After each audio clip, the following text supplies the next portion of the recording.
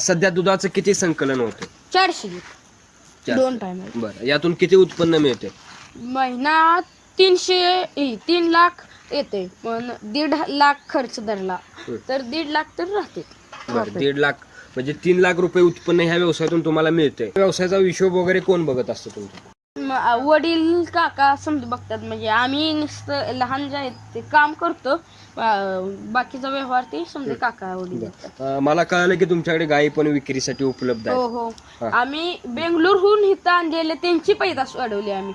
आमच्याकडे बेंगलोरहून आलेलं पैदास. तुमच्याकडे गायी विकत मिळतात शेतकऱ्यांना जर घ्यायचे असेल तर. शेतकरी बंधूंनो, तुम्हाला जर खात्रीशीर गायी ह्यांच्याकडून घ्यायच्या असतील तर ह्यांचे म्हणजे ह्याचे वडील ते गायींचा विक्रीचा व्यवसाय करतात. ह्यांच्याकडे जातीवंत गायी तुम्हाला उपलब्ध गॅरंटेड मिळतील.